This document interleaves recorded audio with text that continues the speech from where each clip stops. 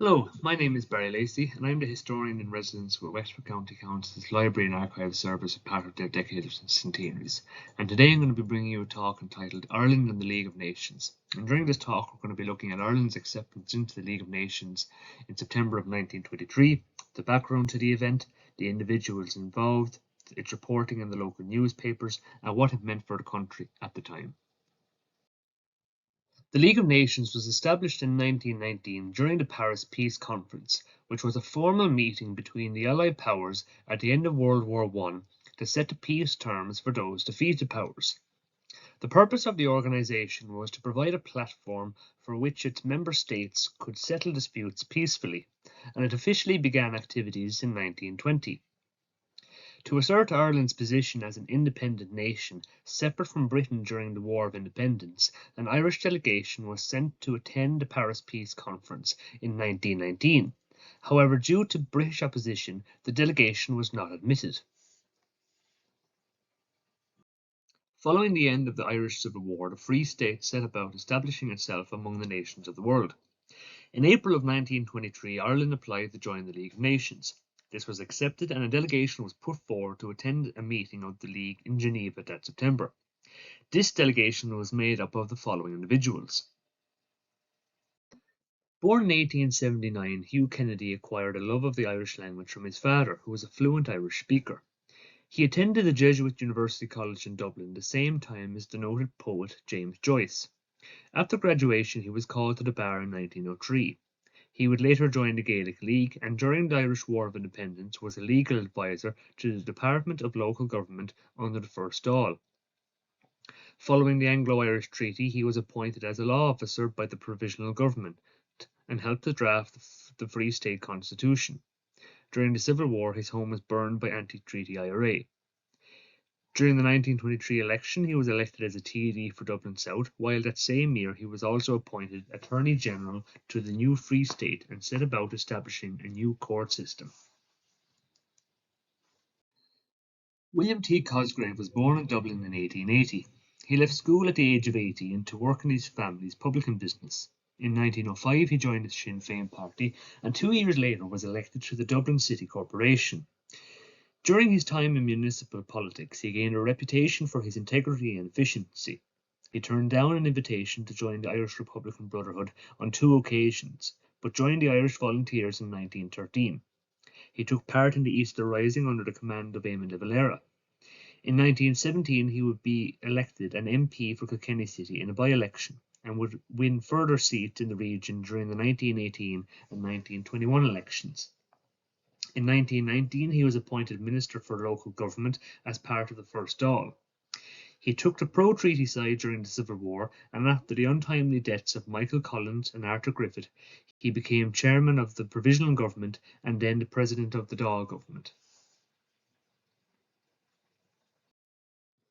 Owen MacNeill was originally from County Antrim and attended Trinity College Dublin and the King's Inn, obtaining a degree in Constitutional History and Political Economy in 1818. He later worked as a civil servant. He had a keen interest in the Irish language, becoming a member of the Gaelic League and advocating for the language's study and interest. He helped establish the Irish Volunteers and acted as its chief of staff after the split in the start of World War I. Following the Easter Rising, he was arrested and imprisoned, and in 1918 he was elected to the Dáil as a candidate for Derry City and a representative of the National University of Ireland, and retained these seats in the 1921 election. He had been appointed Minister for Finance in the First Dáil of 1919 and was arrested and imprisoned during the War of Independence. He was Speaker of the Dáil during the treaty debates and attempted to get both sides to agree to a compromise regarding the treaty. He did speak in favour of the treaty, but as the acting Dáil Speaker, did not vote.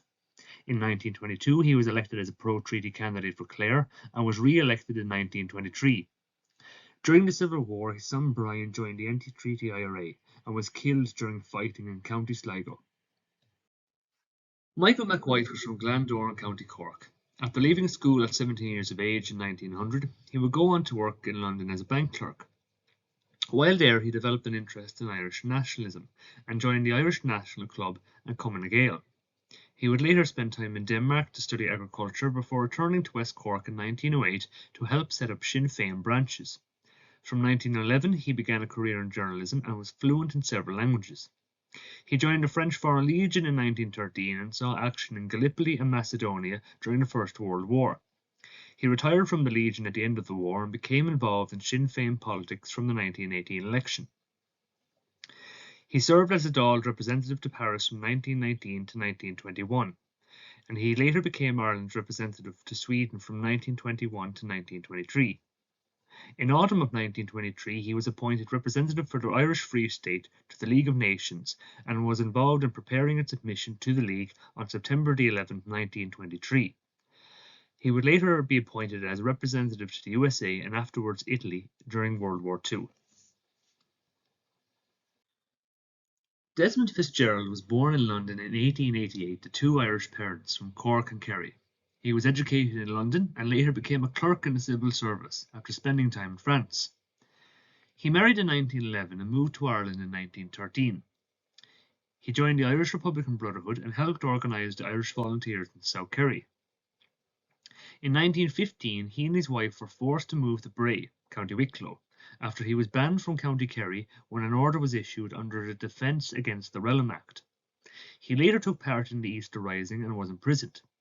He was elected MP for Pembroke, Dublin during the 1918 election, and he was released from prison in 1919 but was imprisoned again during the War of Independence, not being released this time until after the truce in 1921. During the Civil War he took the pro-treaty side and became Minister for External Affairs for the Provisional Government and later the Free State Government. Marcus McSweeney was born in Paris in 1871, the son of a prominent banker and his mother a Polish countess. In 1895 he was appointed a private chamberlain to His Holiness Pope Leo XIII and in 1896 was made a hereditary Roman Marquess. He formed an Irish section in the Vatican Library in 1922 and in 1923 was reported to have played a prominent part in the opening of relations between the Vatican and the Irish Free State.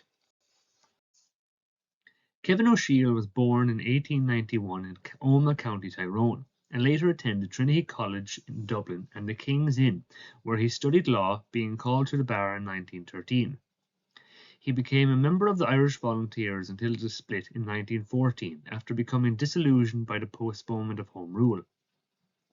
He joined Sinn Féin in 1917 and ran in the 1918 election, where he won a seat for the constituency of Fermanagh North and Antrim South. In May 1920, Arthur Griffith appointed him as Land Commissioner to deal with land agitation issues in the west of the country. From September that year he became Judicial Commissioner for the Dáil Land Commission. He supported the treaty and was legal assistant for the Provisional Government. He was an advisor to Michael Collins on Northern Ireland affairs in 1922 and later assistant legal advisor to the Free State Government. In 1922 and 23 he was involved in the Boundary Commission. He served as a commissioner with the Irish Land Commission from 1923 until his retirement in the 1960s. Sir Osmond Esmond came from a privileged background. From Ballynastraw, County Wexford, he was a baronet and son of Sir Thomas Henry Grattan Esmond. He was educated at Mount St. Benedict Gorey and later attended Oxford and UCD but graduated from neither. Following the 1916 Rising, he became politicised and joined Sinn Féin. In 1918 he campaigned for Sinn Féin's Roger Sweetman despite the fact that his father was a candidate for the Irish Parliamentary Party. During the War of Independence he would accompany Eamon de Valera to the USA in seeking recognition for an Irish Republic and to help raise the first Dáil loan. In 1922, following the truce, he was appointed as a representative to Spain before returning in 1923, returning the day before the election. He was elected in the 1923 election after standing for the Cumann na Gael party. Dermot was born and reared in County Cork. His father was a teacher and a member of the Gaelic League. From 1910, Dermot worked as a civil servant and would later join the Gaelic League himself. He took part in the 1916 Rising in Dublin and upon his release took up his position in the civil service again. Afterwards he was involved in reorganising the volunteers and became a member of the Irish Republican Brotherhood Supreme Council. In 1918 he was dismissed from his position in the civil service for refusing to take the oath of allegiance. He was a clerk to the First Dáil and secretary to the Dáil cabinet, being described as fundamental to the running of the clandestine parliament. He also held various roles within the Irish Volunteers and later the IRA, but resigned from these duties in April 1921 to concentrate on his Dáil duties. He served as secretary of the Irish delegation during the Anglo-Irish treaty negotiations. He was later secretary to the cabinet of the provisional government, and during the Civil War he took up a position within the army and left towards the end of the conflict to resume his civil service position. He was secretary of the Executive Council in the League of Nations delegation. Grode worked as a civil servant and later an assistant clerk in Dáil Éireann during the Irish War of Independence. In 1923 he was a senior private secretary in the department of the President of the Executive Council. The Irish government took several steps to distinguish itself as a separate entity from Britain. This included making sure that all delegates travelled on Irish passports and not British. Also, all legal and diplomatic documents were required to be in Irish, as well as English and French. At the meeting held on Monday the 10th of September, the League of Nations voted unanimously to accept the Irish Free State for full membership. President Cosgrave gave a speech in Irish first, followed by English. Many of the newspapers in County Wexford reported on Ireland's admittance to the League of Nations. The Free Press newspaper reported with the heading "Welcome by 52 States." It also included the heading "A Triumphant Welcome." It reported on President Cosgrave's speech, the opening part of which was in Irish, and which translated as follows. In the name of God, to this assembly of the League of Nations, life and health. We are delegates of Saor Stát Éireann, from its Parliament and Government, who have come to you to signify that Saor Stát Éireann desires to acquire membership of the League of Nations and to participate in the great work of the League. You have unanimously agreed to this request, and we have found welcome and generosity from you all. We thank you, and we pray that our peace and friendship may be lasting. In the few years before 1923, Ireland saw drastic changes and a move towards independence. This included the 1916 Rising, followed by the Irish War of Independence. The latter of these would culminate in the Anglo-Irish Treaty, opposition to which resulted in the Irish Civil War. By September 1923, however, the country had come through many trials and tribulations to place itself on the international stage. Its acceptance into the League of Nations was a milestone as it guaranteed recognition and place. Ireland would further use the League to assert its own independence. In 1924, despite British opposition, the Anglo-Irish Treaty was registered as an international treaty. This meant it was seen as an agreement between two distinct different states, while the British have maintained that it was an agreement between the same entity, an internal issue. The centenary of Ireland's acceptance into the League of Nations marks an end to the decade of centenaries, which has allowed us to reflect on the events of 100 years ago that shaped the country in which we live today, going forward into the future.